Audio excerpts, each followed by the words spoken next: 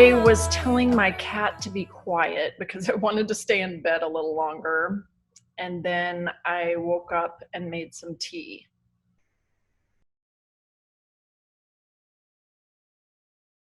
I joined the Botanic Gardens this year, and that's been really a lifesaver. I think being able to enjoy someone else's handiwork in the garden and beautiful flowers and nature at 8 to 9 a.m. It's members only hour. So I'll go and have a walk, and usually it's just me and sometimes a couple other people that are on the property. So that's been really nice to just take some time to think and contemplate and enjoy what's out there.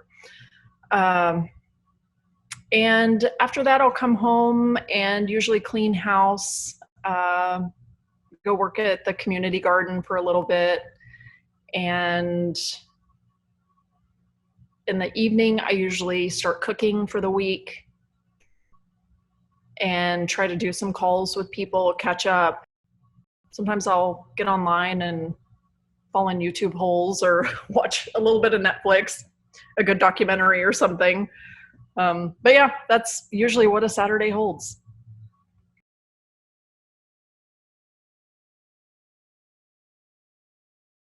I had this intuition that I wasn't going to be traveling, and this was in 2019. And so I started the year off for the first 3 months and I didn't go anywhere. And then I just forgot and was like, boom, boom, boom, had all these trips planned. And then 2020 hit and I had that intuition again, like, you need to rest, you need to stop. Little did I know that it was not just an intuition for me, but for the entire planet, of just feeling that need to hit the reset button. And not to say I haven't traveled this year. I have gone on 3 trips. I did one right before the pandemic hit, and then during the pandemic, I went to New Orleans a couple times to see some friends, but that's really been the only time that I've been out. So I think for me, I had expected a little bit of having time to rest. I think when it's on a global scale, and I'm an empath, so I feel things really deeply and I feel the energies of other people and of spaces and places. And so it felt like all the chaos of energies of, people finding good things, mostly people finding bad things, all the issues that were coming up surrounding race and surrounding some of the systems. My bread is ready. I'm sorry. Let me go grab it.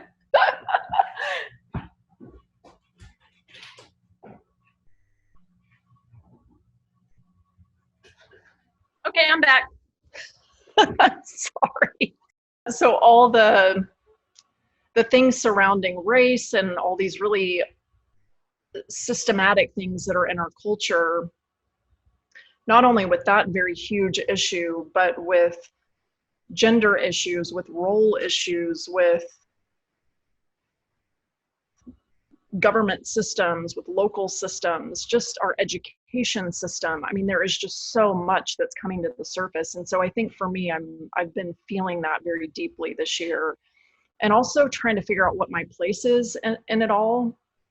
Typically I get a word that comes around the end of the previous year that is sort of this like inkling of, okay, this is what I'm going to be focusing on. And this year's word was honesty. And it definitely was a year of being able to look at some of the hard things in my life, either friendships that I've allowed or habits that I've fallen into, that I was able to look those in the face. I think because everything had gotten so quiet and there wasn't so much like, I got to go here, I got to do this, I got to do that.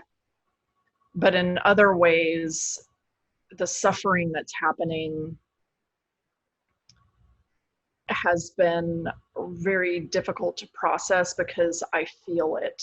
So I think some of it's been self-care too, of the balance of that. Like, I need to be proactive right now in the ways that are presenting itself. But then I also have got to take care of myself at the end of the day so that I can go further to help more. When the pandemic first hit, there were my neighbors upstairs who got it, and I'd had some interactions with them. Since then, it's been, friends here and there that I hear about that have gotten it. And then more recently, we've had 5 people at our office get it. And I just got tested for the first time yesterday because I was exposed to them, and 2 more people that are in my building that got it, including the maintenance man who had come in to do some maintenance on my apartment. So yes, I have known people. My cat, her name's Owlie, and she looks like a little owl, and she has legs that look like llamas. Yeah, there she is. So that's been fun. I think being a single person in 2020 has been extremely difficult. Most of the time it's been like, oh, yay, I get to be at home and cozy in and do my thing. But then the other part of me is like, oh my God, where's people? And how do I have conversations anymore, especially after a year of, just like being in my head.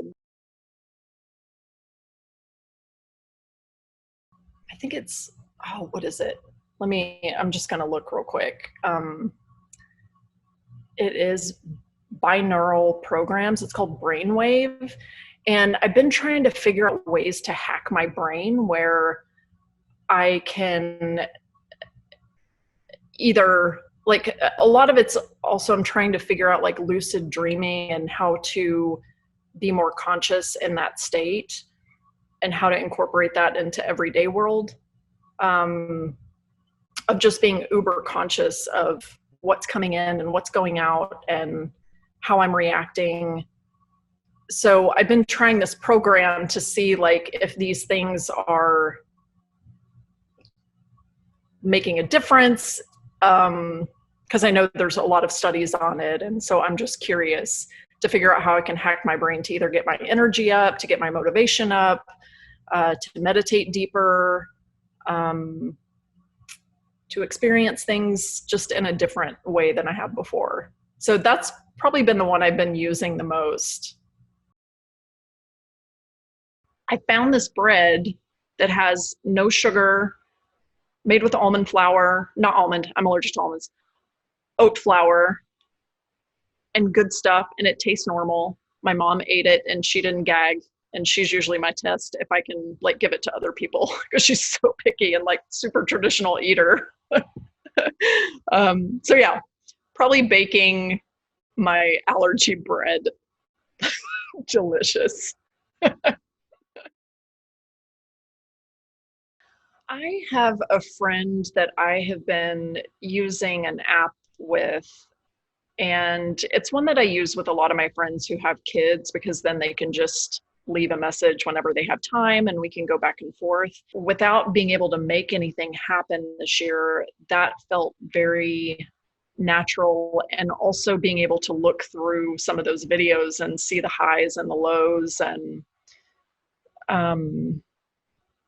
kind of have that in a tangible form. That was a lifesaver for me this year. And so I would say that friendship has really helped carry me through.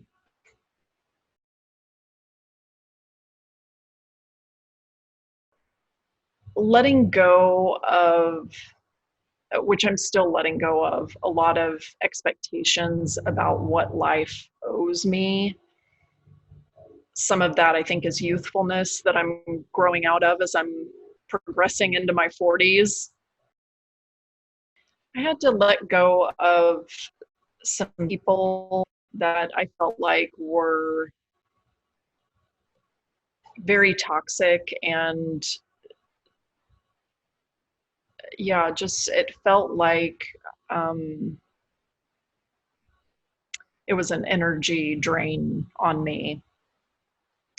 So I was able to navigate through that and let that go, but it's always very difficult. to do something like that, especially with someone you've been in a relationship for many years. I don't regret it at all. I'm very glad and I feel very good about the decision. But it's never easy. I feel like my answer should be like, oh, so and so from blah, blah, blah, who does this thing is like super inspiring me. But yeah, right now it's just kind of like day by day, what do I have to get done? And, finding the joy in the midst of that. Also with my job, it's been insanely busy since COVID happened. We went from an event-based business to then pivoting to how do we take all this digital and online and invent this new way of communicating for these larger, well-established brands. And so that was just like the inspiration was then, okay, like how do we figure out how to tweak these systems that have been very successful to then try to make them to be continued success, but in the context that we're in now. I start getting in my head about, oh, I feel like I'm trapped. I feel like I'm blah, blah, blah. And then it just happened to me right before this interview where I was going to do my laundry and I was like, oh, I feel so trapped. I can't go anywhere. I can't travel anywhere. And then I stopped myself and I just looked at that thought and asked myself, is that true? And I thought, no, it's not. I have a wonderful space that I'm living in. I have all my creative tools at my fingertips. I can do essentially what I want in this space.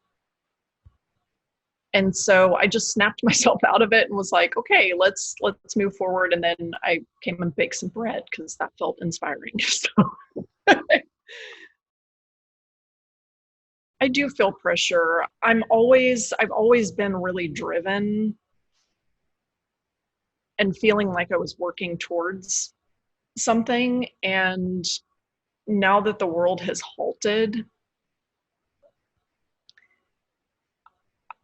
I'm starting to look at the pressure that I'm imposing on myself or the pressure that's been imposed on me by society or by social media or commercialism.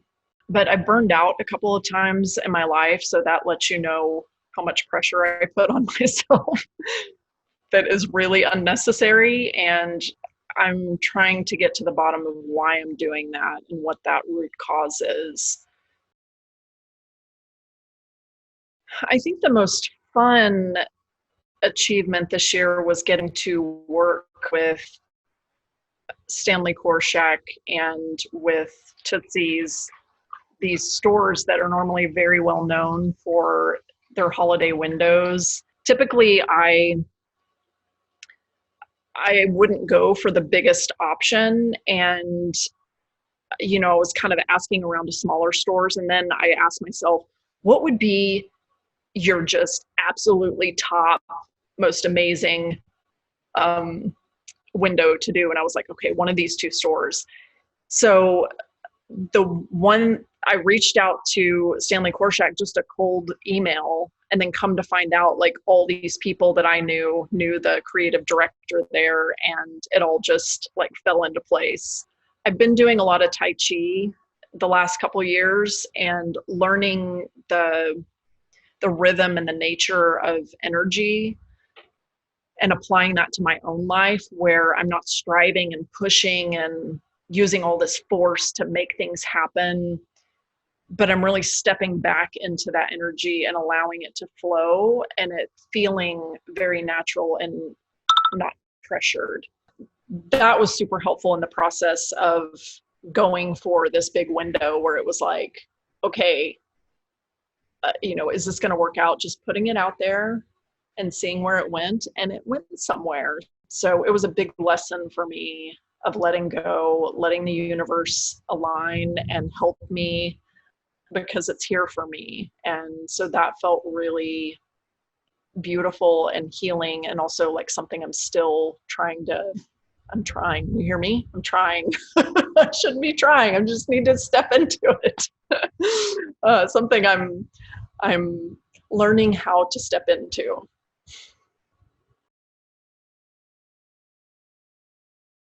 I was able to peel off a couple more layers of being honest with myself and being honest about what I need, about how I function. I'm certainly still in the process of that, but it was some really big layers that came off this year. That's a gift that 2020 has given me.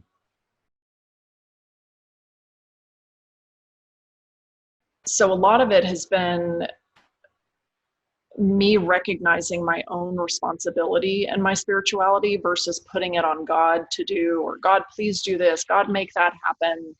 God, give me peace. God, give me this.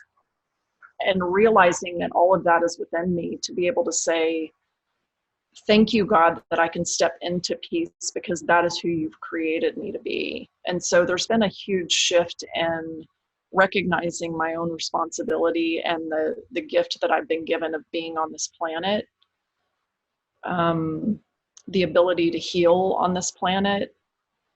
And a lot of that starts with my own mind, which is still not in the place that I want it to be, but recognizing that that spirit is my mind. These thoughts that come in, you know, taking charge of those and saying, okay, how do I want to direct that? I think in my head that I'm really active, and I realize like my body has just gotten so weak that I realize I'm not as active as I think I am. So I think for me in that realm, it's been some personal goals of just strengthening my body. And especially as I'm getting older, I'm noticing, you know, weakness and fatigue that I'm like, if I don't do something about this now, it's going to be downhill from here. So that's been a big one for me.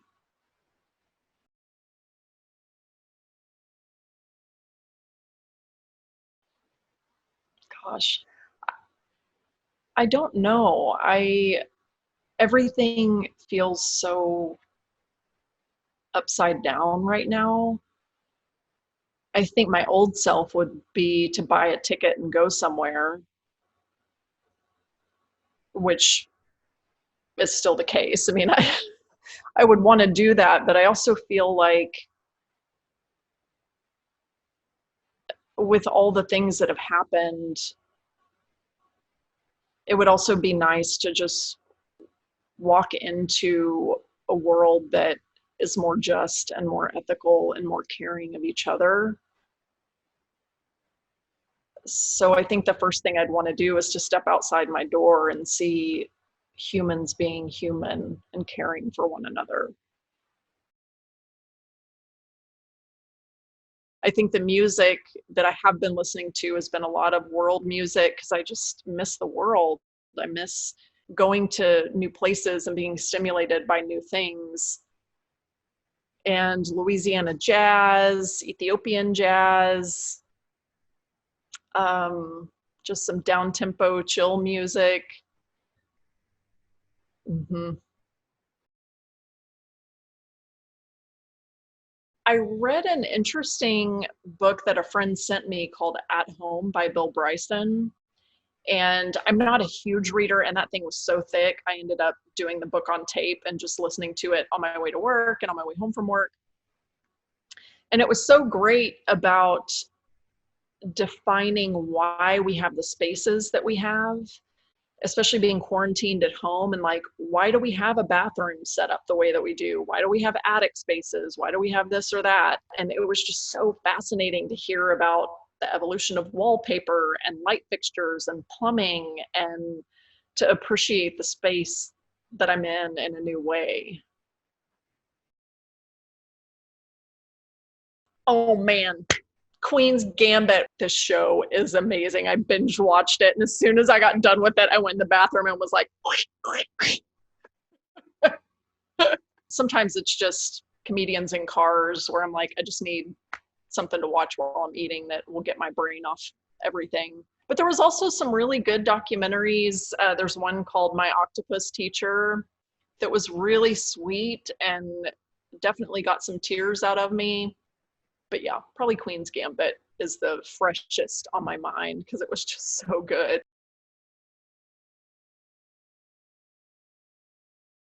I think 2020 has been about stripping away all the layers of expectations that have been put on me, getting back to the roots of who I am, what I want out of life, and what I want to contribute in life. Because I think there was a lot of things with our consumer culture that had just piled up in my soul space that was just choking me and I didn't realize it. And I think being able to stop everything and reconsider why I'm doing things has been invaluable.